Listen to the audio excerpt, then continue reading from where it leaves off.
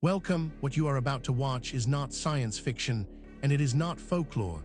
It is a serious investigation into one of history's most compelling unresolved questions, the mystery of Minoan Bull Leaping, the sport so dangerous it may have been ritual sacrifice. Across the world, in universities, research institutes, and field excavations, serious scholars are wrestling with evidence that does not fit the accepted story. Evidence that has been documented, measured, and peer-reviewed, and that still has no satisfying conventional explanation. We are going to look at that evidence carefully, without prejudice in either direction, not dismissing what is extraordinary, but not accepting it without scrutiny either. The truth, as always, is in the details. 3,500 years ago, on the island of Crete, someone ran toward a charging bull, grabbed its horns, and somersaulted over its back. We know this because they painted it on a wall. The Toreador Fresco at the Palace of Knossos is one of the most famous images from the ancient world. Three figures engage with a bull in a sequence that shows the leap from beginning to end. A figure grabbing the horns, a figure midair above the animal's back, and a figure landing on the other side with arms extended. The figures are painted with the color conventions Minoan artists used for male and female subjects. The bull is enormous, its body arched in a full gallop, horns pointed forward. For over a century since Arthur Evans excavated Knossos, scholars have argued about what they were looking at. Was this a real athletic event or a mythological scene? Was the leap physically possible, or was the artist depicting something that could only happen in religious imagination? And if it was real, if young men and women genuinely ran at charging bulls and somersaulted over them as a public performance, what does that tell us about the civilization that made it ordinary enough to paint on a palace wall? And somewhere in those labyrinthine corridors, in the memory of the culture that built them, was there a monster, or just a very large, very real bull? This is where our investigation begins. Stay with us, because the further we go into the evidence, the more extraordinary it becomes. The story you think you know is only the surface. Beneath it lies something far more remarkable. Let us begin. Before we examine the specific evidence, we need to step back and understand the context. This case does not exist in isolation. It sits within the broader phenomenon of lost civilizations, and to properly evaluate what we are looking at, we need to understand the broader picture that surrounds it. For as long as human beings have told stories, they have told stories about what was lost. Every great culture on Earth carries myths of a golden age, a time before the current order, when civilization stood taller, knew more, and reached further than anything that came after. For centuries, scholars categorized these stories as allegory, comforting fictions invented by cultures to explain the gap between their aspirations and their achievements. But a quiet revolution in archaeology, geology, and oceanography has changed that calculus. The evidence now accumulating from seafloors, ice cores, and ancient texts is demanding a fundamental revision of the human story, one in which the line between myth and memory is far thinner than we imagined. The conventional timeline of civilization holds that complex urban society first emerged in Mesopotamia around 3,500 BC. Before that, scattered farming villages, nomadic hunter-gatherers, and nothing more. But this tidy narrative has been challenged repeatedly by anomalous discoveries that do not fit the accepted sequence. Megalithic structures dated to 10,000 BC or earlier. Astronomical alignments encoded in monuments by cultures supposedly too primitive to understand the sky. Mathematical ratios embedded in architecture that would not be formally derived for thousands of years. These discoveries are not fringe fabrications. They are measured, published, and debated in peer-reviewed literature. They point toward a past far more complex than the textbooks describe. What happens when a civilization falls? Most of its knowledge disappears. The libraries burn, the engineers die, the farmers abandon the fields. Within a generation or two, the grandchildren of architects are living in the ruins of buildings they cannot build. We know this happened in the Bronze Age collapse of 1200 BC, when a networked civilization spanning the Mediterranean was destroyed in a matter of decades. We know it from the fall of Rome. History is not a steady march of progress. it is punctuated by catastrophic resets, after which humanity must begin again. The question is whether some of those resets happened far earlier than we know, and whether their traces are still waiting to be found beneath our feet. This context matters because it tells us something important.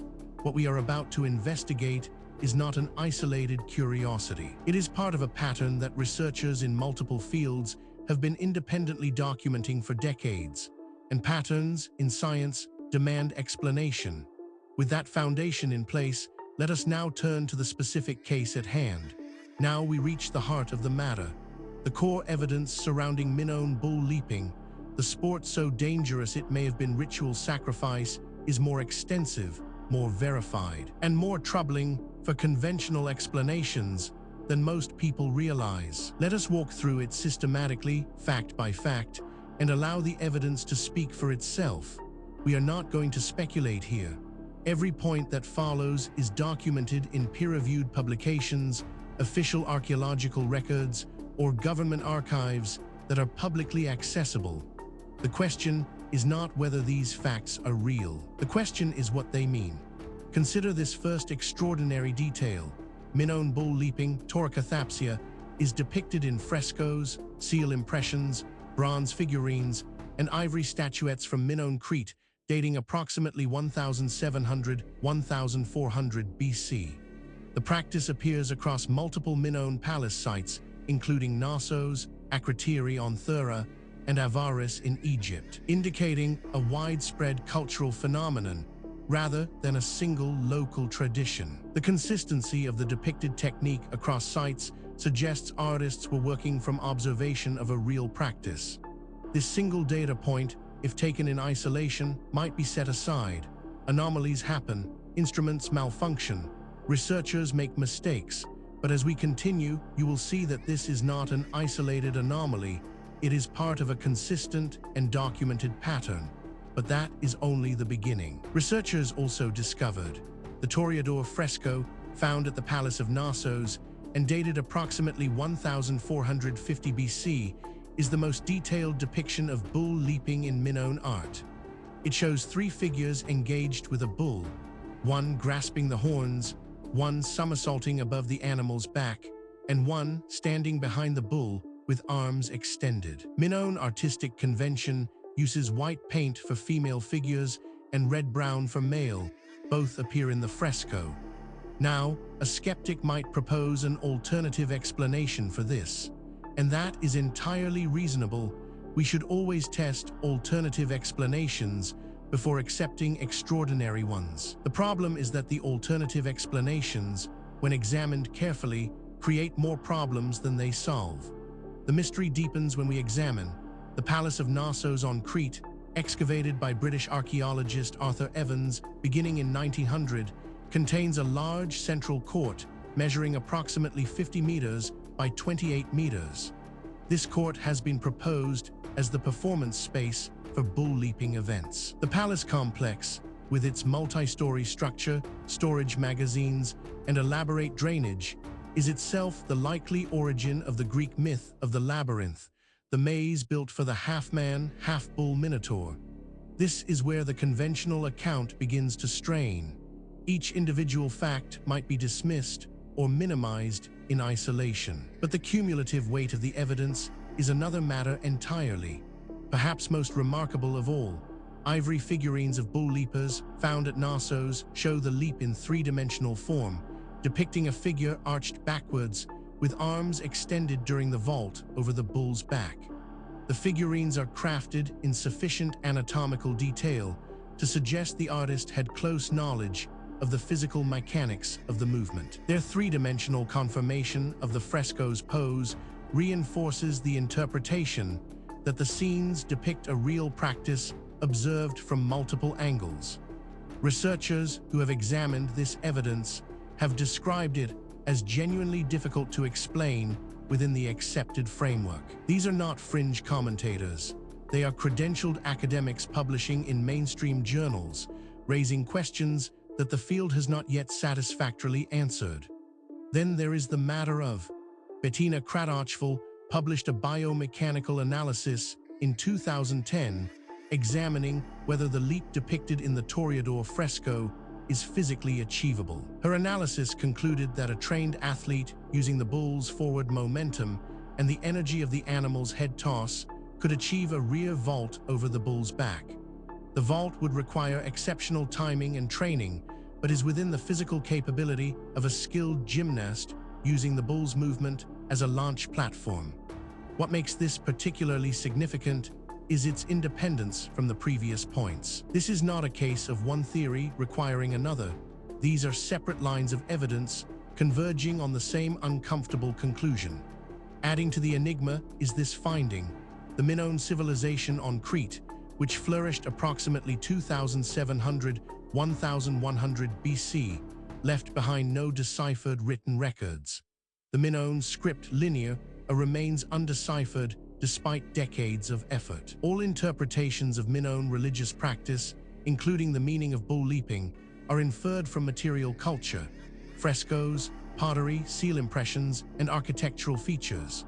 The absence of written records means the ritual or entertainment status of bull leaping cannot be confirmed without new evidence. Taken together, these facts form a pattern that cannot be explained by coincidence, misidentification, or methodological error. Each piece of evidence has been examined by skeptics. Each has been subjected to alternative explanations, and in each case, the alternative explanation falls short of accounting for everything that has been documented. We are left with a body of evidence that demands explanation and an accepted narrative that does not provide one. This is where serious inquiry begins. Now that we have established the evidence, we need to examine the theories that researchers have proposed to explain Minoan bull leaping, the sport so dangerous it may have been ritual sacrifice. This is where the debate becomes most intense, because the theories reflect not just different interpretations of the same evidence, but fundamentally different assumptions about what is possible and what the past looked like. Understanding these theories is not just an academic exercise. Each one has been championed by serious researchers with genuine credentials, and each one captures something that the others miss. The truth, if it is ever established, will likely draw on elements of several. The first major explanation proposed by researchers holds that bull leaping was a genuine athletic performance practiced in the palace courts of Minoan Crete, serving as entertainment for the palace elite, a display of athleticism and status. Or a competitive sport proponent, mainstream interpretation of Minoan fresco and seal evidence. Main objection: if the event was this dangerous, the social mechanisms for selecting and training participants and the fate of those who failed are entirely unknown from the archaeological record. This interpretation has significant academic support and is backed by substantial evidence, but it is not without problems. Critics point out that it requires assumptions that go beyond what the evidence strictly supports, and that key predictions of this theory have not been confirmed by subsequent research. It remains contested, and the contest is productive. A rival school of thought argues that the depicted leap is physically impossible and represents a mythological or idealized event. The art depicts a ritual or religious narrative involving human-animal transformation rather than a real athletic practice. Proponent: scholars who question the feasibility of the frontal vault. Main objection: Cretochval's 2010 biomechanical analysis demonstrates the vault is physically achievable, and the three-dimensional ivory figurines suggest artists worked from direct observation of real movements. This theory is controversial, and deliberately so. Its proponents argue that the evidence demands an explanation outside the conventional framework. Critics counter that extraordinary claims require extraordinary evidence, and that the evidence presented, while suggestive, does not yet meet that standard. The debate continues in peer-reviewed literature. Perhaps the most unconventional theory suggests that bull leaping was a religious ritual with sacrificial dimensions. The leaper risked death in a sacred performance connected to fertility, solar cycles, or a bull deity whose worship is evident in other Minoan art. Culminating in the bull's death. Proponent: comparative religion scholars drawing on parallels with ancient Near Eastern bull cults. Main objection: no Minoan written evidence confirms a sacrificial interpretation, and Linear A's silence makes the religious framework entirely speculative. What is striking about this debate is not merely that experts disagree. That is normal and healthy in science. What is striking is the quality of the disagreement. Serious researchers, working from the same body of evidence, reaching genuinely different conclusions. That level of fundamental disagreement, when it persists over decades, is a signal that something important has not yet been understood. The question is not which of these theories is right. The question is whether any of them is right, or whether the truth is something that none of the current frameworks has yet been able to capture. The case surrounding Minoan Bull Leaping, the sport so dangerous it may have been ritual sacrifice, does not rest on speculation alone. What distinguishes this investigation from pure mythology is the existence of documented, physical, verifiable evidence, material that has been examined by credentialed researchers and whose authenticity is not seriously disputed. What is disputed is its interpretation. Let us review the most significant documented evidence as objectively as possible. We are not going to cherry-pick the data that supports a preferred conclusion. We are going to lay out what exists and let you draw your own assessment. Physical evidence supporting this account includes the distribution of bull leaping imagery across multiple Minoan sites, Knossos, Crete, and the Minoan-influenced site of Avaris in Egypt, confirms the practice was not confined to one location or artistic tradition. The consistency of technique across geographically separate depictions suggests artists in each location were recording the same real activity. If the leap were purely mythological, this level of technical consistency across sites would be unusual. This evidence has been subjected to independent verification. Skeptics have examined it. Alternative explanations have been proposed and tested. The data remains. The question of what it means remains open. Investigators have documented Crete 2010 biomechanical study, which modeled the vault using the known physics of gymnastic movement and the measured dimensions of Cretan cattle, concluded that the depicted movement is physically achievable with training. A gymnast using the bull's upward head toss as a launch platform and the animal's forward momentum to assist rotation can achieve the rear vault. Modern rodeo performers achieve comparable movements, demonstrating the human physical capacity for such athleticism with animal partners. This evidence has been subjected to independent verification. Skeptics have examined it. Alternative explanations have been proposed and tested. The data remains. The question of what it means remains open. On-site analysis revealed the ivory bull leaper figurines recovered from Knossos provide three-dimensional confirmation of the posture shown in the fresco, a figure fully airborne above a bull's back with the body arched. Ivory carving requires significantly more effort than fresco painting, and sculptures of this quality suggest the artist had direct, close knowledge of the movement. The existence of purpose-made figurines implies the scene had sufficient cultural importance to merit substantial artistic investment. This evidence has been subjected to independent verification. Skeptics have examined it. Alternative explanations have been proposed and tested. The data remains. The question of what it means remains open. Each individual piece of evidence might, in principle, be explained away. A single anomalous artifact might be misidentified. A single anomalous date might reflect contamination. A single anomalous eyewitness account might reflect misperception. The question is whether all of the evidence can be explained away, and whether the explanations required are more or less plausible than the evidence itself. When multiple independent lines of inquiry converge on the same conclusion, that convergence is the most powerful signal in empirical science. And that is exactly what we are seeing here. We have examined the history, the evidence, and the theories surrounding Minoan Bull Leaping, the sport so dangerous it may have been ritual sacrifice. Now, we need to ask the question that is sometimes overlooked in discussions of ancient mysteries. Why does this matter? What does it mean for us today? It would be easy to file this away as an interesting historical curiosity, a puzzle from a distant past with no bearing on our present lives. That would be a fundamental mistake. The questions raised by this case touch on issues that are directly relevant to who we are, where we came from, and what the human story actually looks like before the period covered by conventional history.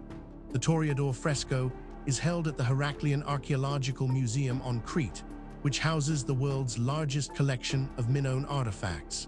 Excavations at Knossos continue under the British School at Athens. The fresco has been substantially restored. Some of Arthur Evans's early 20th century restorations were speculative and are now marked as reconstructed rather than original. Linear remains one of the few undeciphered scripts in archaeology. Its decipherment could potentially answer questions about bull leaping ritual and Minoan religious practice directly. Modern Cretan cultural tourism celebrates the bull leaping heritage. The connection between the labyrinthine palace at Knossos and the Greek myth of the Minotaur is widely accepted as historically plausible, though the myth's details are literary elaborations. The question of who the leapers were and what happened to those who fell remains open. Furthermore, the tools available to investigate these questions are advancing rapidly. Satellite imaging, ground-penetrating radar, ancient DNA analysis, isotopic tracing, and deep-sea sonar are all providing capabilities that previous generations of researchers could only dream of. Cases that were genuinely unresolvable 10 years ago are now open to new analysis, and the findings, consistently, are expanding rather than contracting the mystery. The investigation continues. New discoveries are being made. New analyses are being published. New voices are entering the conversation from disciplines that were not previously part of the discussion. The answers, when they come, and they will come, will not merely solve a historical puzzle. They will force a fundamental revision of assumptions that underpin our entire understanding of human history and human potential. We have now walked through the complete case of Minoan Bull Leaping, the sport so dangerous it may have been ritual sacrifice, from the historical record, through the physical evidence, across the competing theories, and into the modern significance of what remains unresolved. What the story of Minoans ultimately reveals is not just a historical puzzle. It is a mirror. It reflects our assumptions back at us, our assumptions about what ancient people were capable of, about how knowledge is gained and lost across the centuries, and about the relationship between what we know and what we merely think we know. The evidence presented in this documentary is real. The questions it raises are genuine. The debate among researchers is ongoing, and that is healthy. Science is not a set of conclusions. It is a process. And the process requires that we remain open to evidence that challenges what we thought we knew, however uncomfortable that challenge might be. If you came to this documentary as a skeptic, we hope the evidence gave you something to think about. If you came as a true believer, we hope the critical examination gave you a more nuanced picture. The truth, as always, lies in the evidence, not in what we want to be true. Thank you for watching. If this investigation sparked your curiosity, please subscribe to the channel. We publish new documentaries every week, covering the full range of historical mysteries that the mainstream has not yet adequately explained. Leave a comment below telling us which case you want us to investigate next. The conversation continues.